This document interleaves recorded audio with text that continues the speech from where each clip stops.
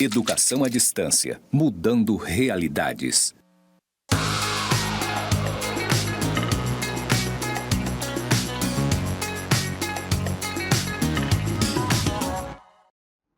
Saudações, pessoas! Sejam bem-vindos aos cursos do Instituto Federal de Educação, Ciência e Tecnologia de Rondônia, o IFRO, Campus Porto Velho, Zona Norte. Eu sou a professora Anabela Barbosa e estamos juntos na jornada de metodologia dos trabalhos acadêmicos e científicos do curso de licenciatura em Pedagogia EAD. Nessa jornada, vamos conhecer a estrutura, a formatação, a construção do conhecimento, como funciona a pesquisa, qual que é o processo de pesquisa e, nesse episódio, norma e argumento. Vou passar a minha audiodescrição. Eu sou uma mulher parda, de cabelos pretos à altura do ombro, tenho 40 anos, os olhos pretos, estou com um vestido com as formas geométricas, com fundo branco e esses desenhos em preto.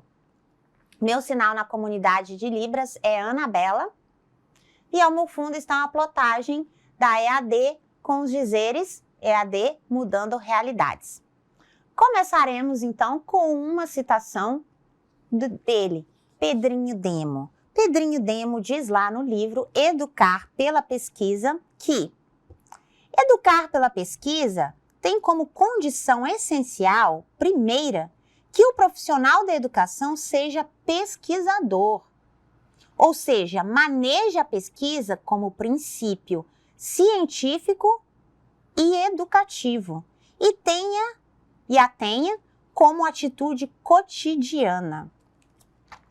Ai, é tão profundo isso, né? Eu li no livro e você também vai ler no livro. Esse livro está disponível na biblioteca física do campus, né? E você, se você tiver grande interesse, você pode adquirir. Mas existem outros títulos do Pedro Demo que estão lá na biblioteca. E aí, vamos começar? Te convido aqui para a trilha. Nossa trilha vai discutir argumento e norma, numa perspectiva de como eles se relacionam. A gente vai começar com o argumento. A norma é a estrutura, o argumento é o conteúdo.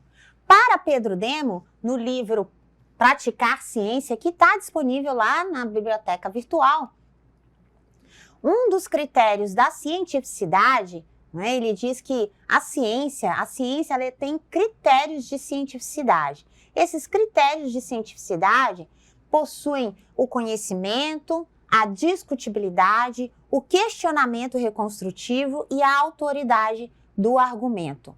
Bom, para Pedro Demo, a ciência, o conhecimento, quando é um conhecimento científico, ele que tem que preencher esses requisitos. O que é o requisito, por exemplo, da discutibilidade? O requisito da discutibilidade é que o tema, o assunto, ele tem que ser discutível, ele tem que ser aberto, ele tem que ser flexível, inacabado. Não é uma resposta pronta. Então, assim, a criança aprende outras línguas só de 0 a 6 anos. Só nesse momento que ela é capaz de aprender, de absorver a estrutura linguística.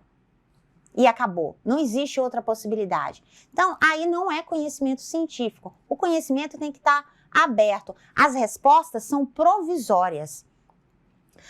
Nessa perspectiva, a ciência, ela sempre está em busca, ela sempre está sendo construída. Então, a resposta não é definitiva, não há uma verdade absoluta. Verdade absoluta é, por exemplo, uma crença. Você ou algumas pessoas creem em Deus. Não tem que ter prova sobre isso. Nem a prova de que Deus existe ou de que você crê. Não há necessidade de prova. E ela é uma verdade absoluta, ela não é discutível. Tanto que se alguém começar a falar com você, falar assim, mas não existe. Você, opa, como não existe? Então não há uma discussão sobre ela, não é discutível. Você acredita e sim, ponto final. Acabou a história. Já na ciência, no conhecimento científico, a verdade é provisória. Ela é verdade até dado momento. A partir de dado momento, existem outras verdades. Por exemplo, o que você geralmente toma para dor de cabeça? Vou te dar um tempinho aí para pensar. Ah, eu tomo dipirona. Ah, eu tomo paracetamol. Ah, bom, existem, por exemplo, a dipirona e paracetamol. Durante muitos anos, usava-se a dipirona, até que surgiu o paracetamol. Então, a dipirona era um dos únicos medicamentos utilizados para o tratamento da dor de cabeça. Então, essa verdade era provisória. Se tivesse dor de cabeça, tinha que tomar dipirona, não tinha outra. Depois surgiu o paracetamol. Então, era uma verdade provisória e que veio uma nova verdade, o paracetamol. E que também já tem outras verdades posteriores ao paracetamol. Significa que essas respostas provisórias anteriores não são mais válidas? Não necessariamente, mas significa dizer que existem outras verdades e que essas verdades também são provisórias. Então, isso é discutibilidade. Para ele, há necessidade de que o conhecimento seja científico quando houver questionamento reconstrutivo. Tem um vídeo infantil, uma animação infantil brasileira, inclusive, chamada O Show da Luna. Se você não assistiu, super recomendo, porque a Luna é uma menina de uns 7, 8 anos, é uma animação brasileira, ela tem um irmão chamado Júpiter e tem um bichinho de estimação chamado Cláudio. E ela sempre começa com a seguinte pergunta: eu quero saber... Eu não vou cantar, porque não é uma das minhas melhores competências, mas ela começa todos os seus episódios falando: eu quero saber o que está acontecendo aqui. E aí a gente remete àquela ideia da curiosidade. Né? Curiosidade e questionamento reconstrutivo estão intimamente ligados. Então, tem que haver um questionamento. Tem que haver uma pergunta. Esse questionamento, essa pergunta, ela é o cerne do processo científico. Todo projeto de pesquisa, toda pesquisa se inicia com uma pergunta: por quê? Para quê? Como? Em que medida? Quando? É possível? Então, é possível que uma criança realize um processo de alfabetização antes dos 3 anos? Que ela esteja alfabetizada antes dos 3 anos? Quais são as condições para ela estar alfabetizada antes dos 3 anos? Que elementos são necessários para que ela aprenda a ler e escrever antes dos 3 anos?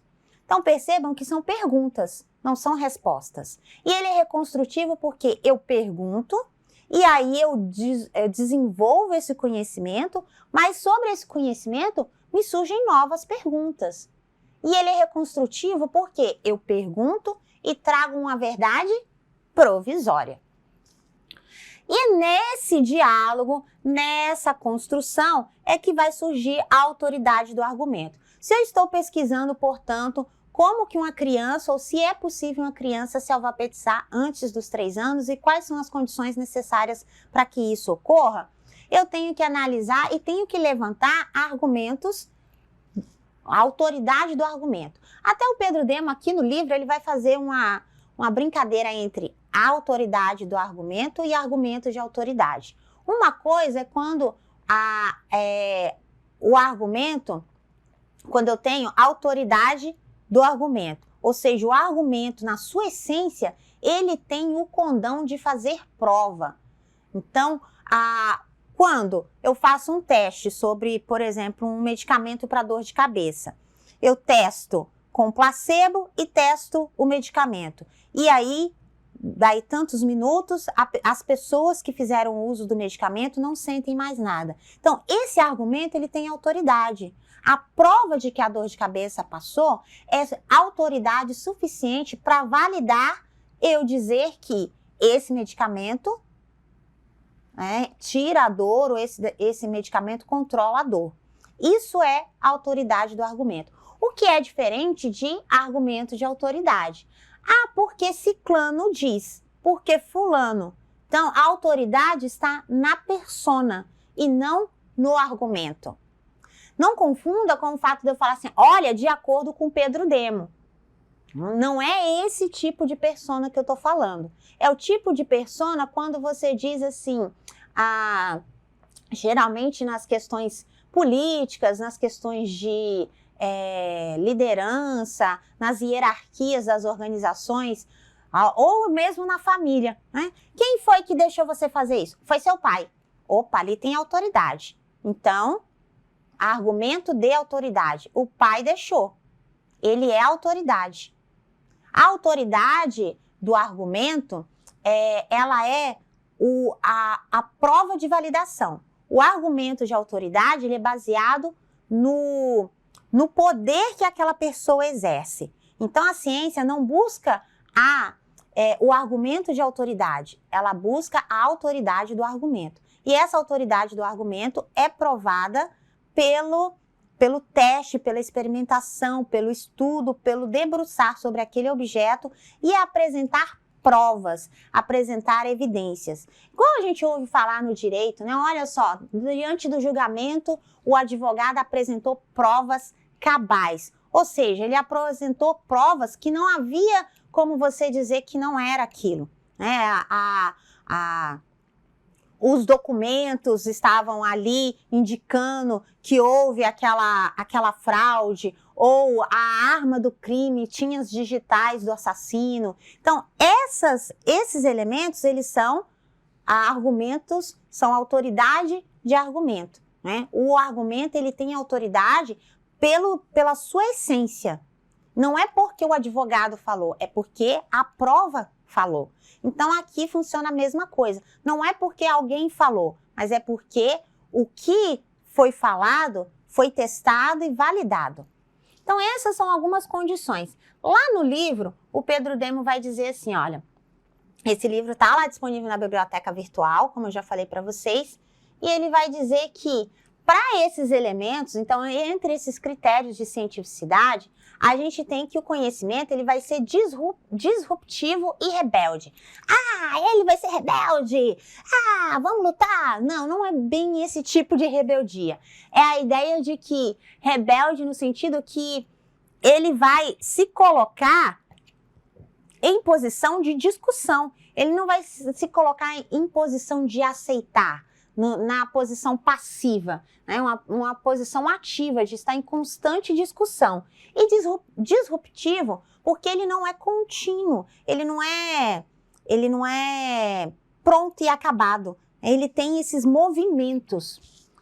É ícone dos mais profundos da história humana, desvelando duplo horizonte. De um lado, o conhecimento pode ser colonizador, já que quem sabe pensar nem sempre aprecia que outros também saibam, e de outro ele pode ser libertador, porque faculta a insurreição. Sim, conhecimento é poder. Exatamente, historicamente, o conhecimento foi usado como processo de dominação. Aqueles que têm acesso ao conhecimento, na história, são aqueles que dominam. Então, quando eu domino algo, quando eu domino uma técnica, quando eu domino um assunto, quando eu conheço aquilo, eu tenho a condição, eu tenho o poder de dizer como que aquilo vai ser feito. Então, se eu domino metodologia, eu tenho o poder de dizer, olha, esse texto está certo, esse texto está errado, esse texto precisa ser corrigido aqui, essa formatação precisa ser alinhada da outra forma, certo? Se eu domino o conhecimento, eu domino o processo, eu domino os modos de produção, eu domino a ideologia. Então, eu sou o detentor do poder. E o poder, né, quem tem poder, manda. Quem tem poder é mandatário. Por isso que o Pedro Demo vai falar que você acessar o conhecimento é um processo de insurreição. É um processo de insurreição porque você vai lutar contra quem tem o poder e vai ascender a libertação. Um dos grandes marcos da história é justamente a Reforma Protestante. O que a Reforma Protestante contra a Igreja Católica tinha? Tinha que não era aceitável que só os membros da Igreja podiam ler a Bíblia. A Bíblia tinha que estar acessível a todos, porque como era a palavra de Deus, todos teriam que ler a Bíblia, todos teriam que pegar a Bíblia, ler, fazer uso, fazer a sua interpretação. Então, quando Lutero faz essa insurreição, ele busca o quê? Acesso ao conhecimento, ao que está dentro do livro da Bíblia, ao conhecimento sobre Deus, sobre Jesus. Então, esses marcos históricos, eles provam isso, que o acesso ao conhecimento é um processo de insurreição e é um processo de libertação.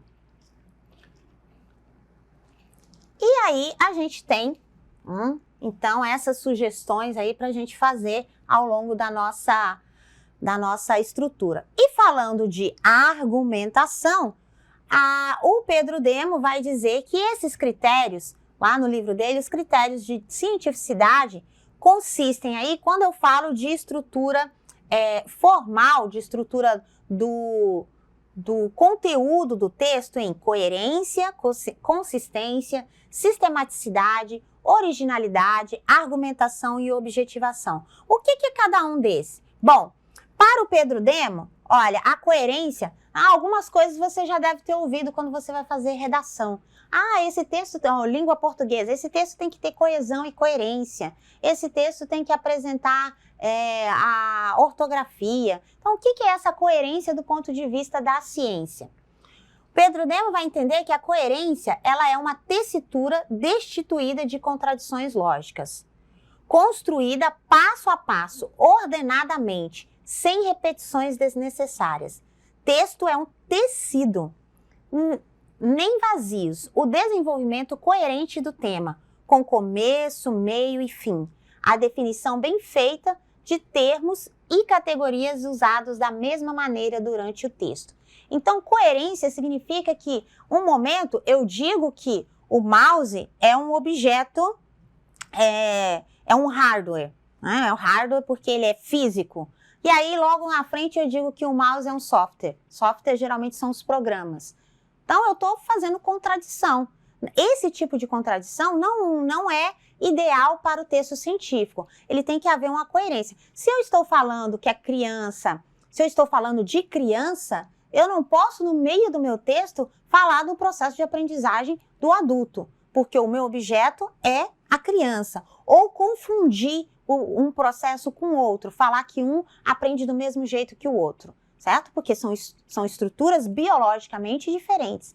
Então, é essa contradição que o Pedro Demo vai dizer que não deve existir, e isso para ele é coerência.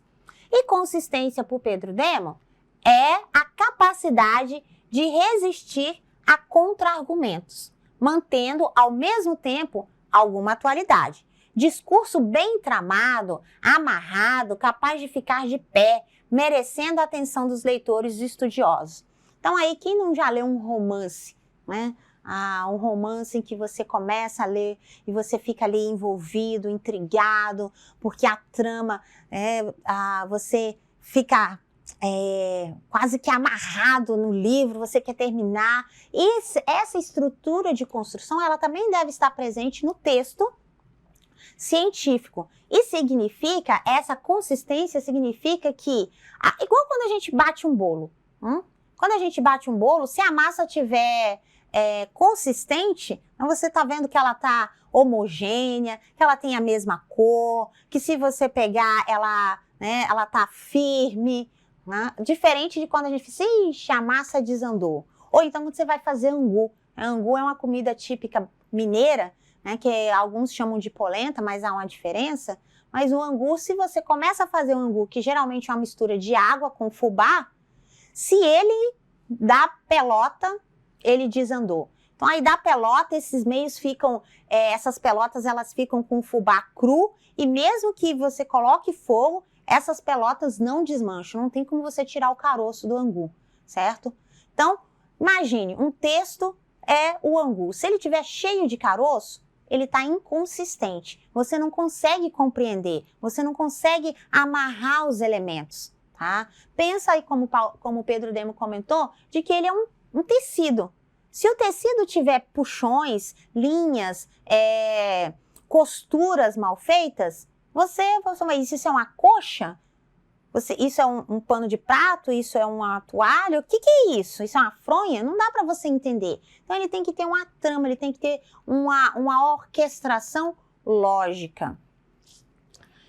Outro elemento que garante cientificidade ao texto é a sistematicidade. A sistematicidade, ela compreende o quê? Ela compreende o tratamento aprofundado do tema. Nunca propriamente exaustivo, mas abrangendo os aspectos relevantes, dando-lhe burilamento verticalizado. Ai, que palavrinha bonitinha, né? Dar conta do tema é referência crucial, sinalizando que se cercou por todos os lados e com profundidade. Implica ainda dar conta da literatura relevante em torno do tema. Então, se você vai falar sobre o processo de alfabetização de crianças de 0 a 3 anos, bom, então você tem que falar sobre alfabetização, você tem que falar quais são os processos de alfabetização, você tem que falar como se caracteriza uma criança de 0 a 3 anos. Você tem que tratar de tudo relacionado a esses dois elementos, a alfabetização e a criança de 0 a 3 anos, e o processo educativo que você pretende discutir. Bem como, olha, literatura relevante, ou seja, há autores que já pesquisaram isso, há outros pesquisadores que investigaram esse assunto. O que eles disseram? Eles disseram que era possível, que não era possível. O que já foi tratado sobre isso? Literatura é tudo que já foi produzido sobre aquele tema. Isso não quer dizer que o tema está encerrado. A sua ótica, a sua visão, a sua perspectiva pode ser totalmente diferente. E aí a gente vai entrar no outro tema que é originalidade. Então tem que ter originalidade. Então a sistematicidade é justamente isso. Lógico, falando de originalidade, como eu comentei, a originalidade vai ser exatamente isso, esse olhar diferenciado. Não é porque a Anabela já escreveu sobre alfabetização de crianças de 0 a 3 anos que eu não posso escrever mais, né? Ela já escreveu. Tá, mas ela escreveu o quê? Ela escreveu sobre o processo de alfabetização baseado no sistema silábico e eu quero escrever sobre o processo de alfabetização na perspectiva de Montessori, de 0 a 3 anos. Então é diferente, então é original. Originalidade significa uma visão diferente. E essa visão diferente pode ser a perspectiva, pode ser o uso do objeto. Por exemplo, essa apresentação aqui do Geniali, ela não foi criada para fazer apresentações em salas de aula, especificamente. Ela foi criada como um aplicativo de uso empresarial, de uso em design. Mas aí eu estou dando um novo uso para ela, usando ela aqui na nossa tela interativa. Isso já é uma originalidade. Então, originalidade não significa que é algo novo, mas significa que é diferente. Significa que foi posto de outro modo. E aí, tanto faz o uso, quanto a função, quanto a perspectiva, mas tem que ser diferente do que existe. Se for igual, aí não é original, não é verdade? E aí, o Pedro Demo diz, então, embora nenhuma mente ou tema seja propriamente originais, é decisivo avançar no conhecimento, superando as reproduções. O discurso precisa mostrar esforço visível reconstrutivo, que possa ser qualificado como autoria. É condição comum fazer conhecimento a partir do conhecimento existente. Exemplo clássico são as enciclopédias, mas é fundamental fazer esse sujeito de proposta própria. Bom, e isso vai impactar, essa fala impacta em tudo que a gente faz. Muitas vezes eu vejo a discussão na academia de que foi plágio, plagiou. Quando você plagia, significa que você está copiando. Né? Há previsão de punição administrativa, civil, inclusive penal. Mas o processo, se você faz, como Pedro Demo prevê aqui, né, educar pela pesquisa, fica tanto mais difícil você reproduzir. Você vai, à medida que você pesquisa, você constrói o seu conhecimento. E o seu conhecimento não é igual ao de outra pessoa. Ele é parecido, né? Pode ser parecido, mas é diferente, entendeu? Se ele é diferente, ele é original. Se ele é original, é porque ele tem autoria. Então, quando você pinta uma tela, por mais que você receba inspiração, né, você se inspira em algum grande pintor, tanto brasileiro quanto internacional, mas aí aquela sua tela é só sua, é a sua perspectiva. Não estou dizendo quando você faz uma releitura, estou dizendo quando você pinta. E assim é o processo de criação. O processo de criação, geralmente, ele é original. Tá? Se não há criação, aí sim há cópia. E a ideia do conhecimento científico não é copiar. A ideia do conhecimento científico é criar. Tem uma frase do Lavoisier, né? Na natureza nada se perde, tudo, né, se transforma. Então essa é mais ou menos a ideia. Não é que você não vá usar referências, não vai partir do zero, mas o que você vai escrever, o que você vai falar, o seu discurso ou o seu texto, ele vai ter uma nova perspectiva. E aí vem para a argumentação, um dos nossos temas do nosso episódio. O que é então a argumentação? Quando você é chamado a fazer uma redação, você diz, olha, cadê os seus argumentos? Ou quando o advogado vai defender ou acusar, quais são os argumentos? O argumento, ele é a parceria da consistência, que significa a capacidade de fundamentar o que se diz, aduzindo razões bem elaboradas e sempre abertas. Todo fundamento bem feito é sem fundo, no sentido de que nunca se completa, mantendo-se questionável de tal sorte que já fosse inquestionável. Fundamentar é principalmente questionar, mantendo-se todo questionamento naturalmente questionável. A fundamentação não é apenas esforço lógico, pode ser igualmente experimental e empírica. Só me deixou mais confuso. É questionável, inquestionado, é construtivo e reconstruído? Bom, exatamente isso. O argumento, ele é aduzir razões. No direito há muito isso. Quais são as razões? Apresente as razões. As razões são os motivos. Então, os argumentos, eles podem ser motivos e razões. Podem ser provas. Então, na construção do argumento, você tem vários elementos. Então, você tem o elemento da motivação, você tem o elemento da importância, o elemento do alcance, o elemento da se é exequível, o elemento da prova, o elemento da consistência. Então, vamos supor, olha, não fui eu que quebrei o vaso. Tá, qual é o seu argumento? Bom, meu argumento é que eu não estava em casa, eu estava trabalhando. Então, o argumento, ele tanto mais tem autoridade, quanto mais prova ele for, quanto mais consistente ele for. Então, redija um texto sobre o processo de alfabetização. Bom, qual que é o processo de alfabetização na perspectiva de Piaget? Então, aí você vai estudar Piaget. Um dos argumentos é a literatura. Então, primeiro argumento, a literatura. Bom, porque Piaget já estudou o processo. Ou os tipos de leitores. O leitor proativo, ou as estratégias de leitura.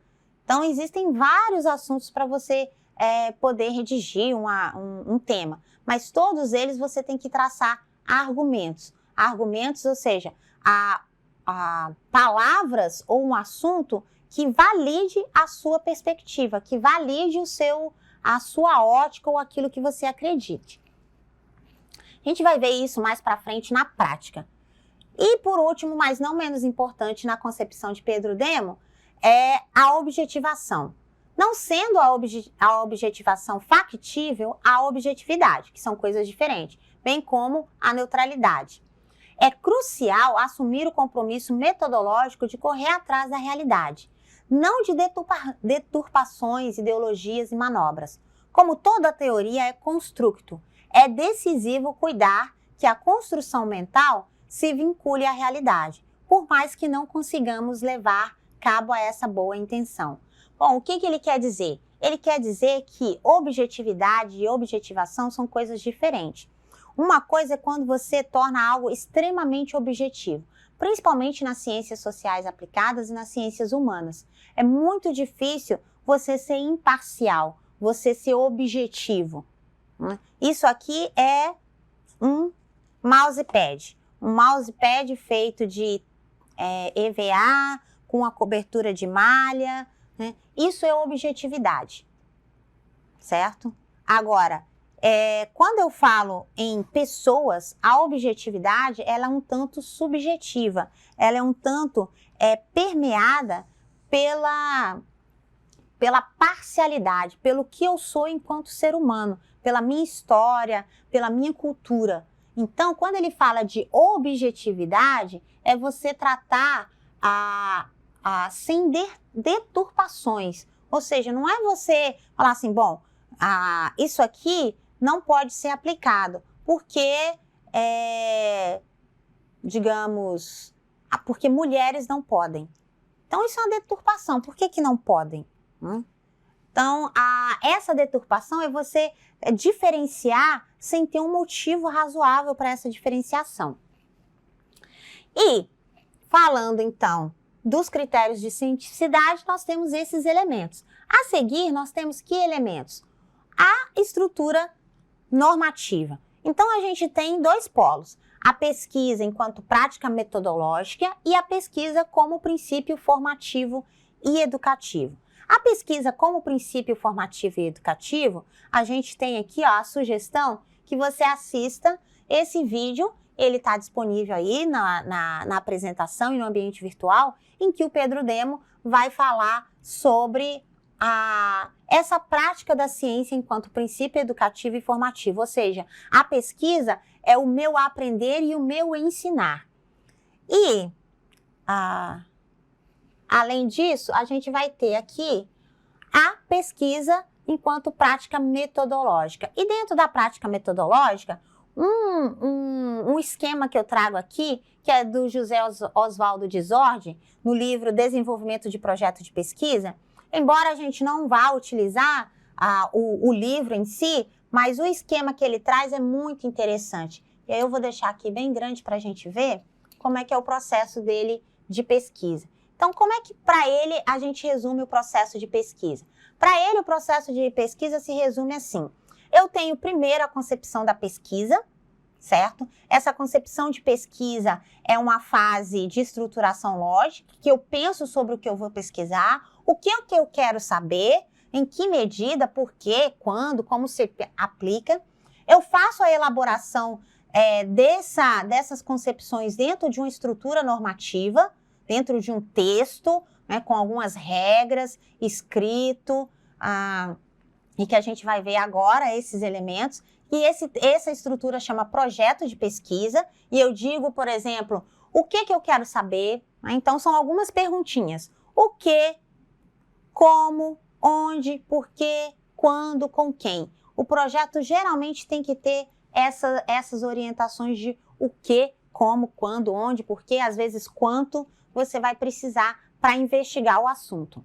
E aí você passa para a coleta de dados, que é observar, experimentar, entrevistar, questionar, estudar, ler, comparar e obter os dados. Obtidos os dados, você vai fazer a interpretação desses dados ou testar esses dados. Então, se você está desenvolvendo um novo medicamento, você vai testar esse medicamento. Se você está revisando uma literatura, você vai dar a interpretação dessa leitura. Se você está, por exemplo, pensando em que esse produto vai ser utilizado para outra coisa, ou esse material vai ter uma outra finalidade educativa, então você também está fazendo um teste ou uma interpretação dos dados. Você vai fazer, então, a análise e discussão dos resultados, que é comparar o que você tinha levantado na teoria com os resultados que você obteve. Eles se conversam, eles se distanciam, eles se aproximam. Aí você finaliza com a redação do texto, ou seja, você escreve. Literalmente, a redação é você escrever os seus resultados, a análise dos seus resultados. E por fim, mas não menos importante, exatamente como o Pedro Demo diz e como o Paulo Freire, comunicar a novidade. Você publica. ele resume o processo científico nessas 3 fases: a fase da estruturação lógica, a fase da execução e a fase da disseminação. Então, é uma estrutura metodológica. Aí a gente já está falando de norma, não do argumento. Então, a norma, ela vai trabalhar para isso, para que haja essa estruturação do processo. Mas para que serve a estruturação do processo, professora? Bom, a estruturação do processo, ela tem principalmente 2 objetivos. O primeiro objetivo é que serve para quem quiser testar, conseguir. Então, é mais ou menos a receita do bolo, né? Ele tem que ter um método, ele tem que ter um rigor. Por quê? E se outra pessoa quiser fazer o bolo? Como é que faz? Então, ela tem que saber como é que faz, certo? Então, o rigor metodológico, ele tem como objetivo a ser testado por outras pessoas, especialmente por pares, para ver se realmente funciona. Se eu estou desenvolvendo um processo de alfabetização com crianças até 3 anos, como é que é esse processo? Como ele se realiza? De que jeito? Quais são os elementos que eu tenho que ter? Para que outra escola também teste, outro professor também realize. Se eu não disser quais são esses elementos ou como funciona, não tem como eu fazer, não tem como eu refazer, não tem como eu fazer em outros lugares, certo? E aí, além disso, o objetivo é publicar. Então, para eu publicar, eu tenho que observar algumas normas, eu tenho que observar uma estrutura. Então, a gente vai ter como alguns elementos da estrutura, por exemplo, a impressão em preto e branco, porque o contraste da escrita preta no fundo branco garante maior legibilidade, o tamanho da fonte, o tamanho da letra, né? Se a letra está muito pequena, se a letra está muito grande, também garante legibilidade. O espaçamento entre a letra, se a letra estiver muito juntinha, eu não consigo ler, se a letra estiver muito distante, fica difícil de compreender. Então, esses elementos da norma vão garantir a legibilidade do texto, a legibilidade da informação, do conhecimento. E aí você tem que comunicar, né? Então, comunicar como? Gerando um livro, gerando um artigo, publicando em uma revista. Esse é o objetivo do conhecimento. E a norma se baseia nessa estrutura. Essa estrutura, se você quiser saber mais, aí está dentro lá do Disord, na nossa biblioteca virtual, certo? Bom, e aí, para a gente encerrar, falando então, né, esse equilíbrio entre argumento e norma, a norma ela vai dar estrutura para o argumento. Estrutura do ponto de vista, igual você pensar na construção de um prédio. Bom, quando você constrói um prédio, você tem que fazer as estruturas, as vigas, os pilares, senão o prédio vai cair, não é verdade? Mas se você não colocar os tijolos, se você não colocar a argamassa, ele vai ficar vazio. Então, um é a estrutura e outro é o conteúdo. A norma é a estrutura. Nós temos algumas normas técnicas que são essenciais para que a gente produza o texto. E nossos próximos episódios vamos trabalhar exatamente dentro dessas normas. Então, as principais normas que a gente utiliza nos trabalhos acadêmicos e científicos são essas. As normas da Associação Brasileira de Normas Técnicas, a norma brasileira 14.724, ela vai falar sobre como você organiza uma informação, como que você faz essa documentação, e ela é específica para trabalhos acadêmicos. Eu tenho também a NBR 10.520, que vai falar sobre citações em documentos. O que é citação? Cri, cri, cri, cri, cri. Bom, rapidinho. Citação é você copiar e colar. Quando você copia e cola, você faz uma citação. O que não pode acontecer é você copiar, colar e falar que é seu. Isso é plágio.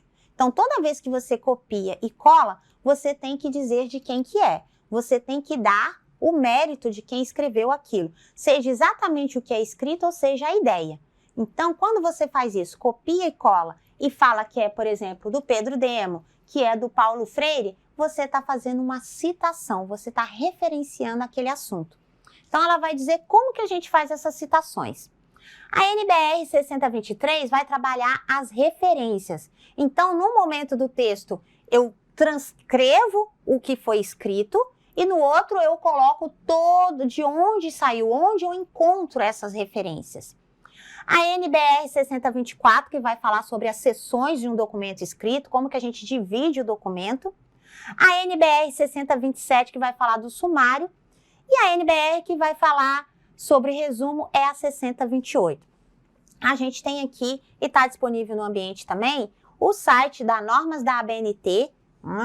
Ele vai falar, esse site das normas da ABNT, ele vai trazer especialmente aqui a 14724, né, com as atualizações. A última atualização foi em fevereiro, né, e aí ela é uma das normas mais procuradas porque ela normatiza o processo de construção dos textos, certo? Vamos ver se vai... E aí, a nossa próxima etapa vai ser justamente conhecer essas normas, conhecer esses procedimentos, conhecer como que a gente formata o texto, como que a gente coloca o texto nessa estrutura bonitinha, como a gente faz referência a um autor, como a gente constrói esses elementos de um trabalho acadêmico e, consequentemente, de um trabalho científico. Então, não perca os próximos episódios, acompanhe aí o nosso material no ambiente virtual, tire suas dúvidas, entre em contato e leia o material que está disponível na biblioteca virtual. Até a próxima! Bonanças!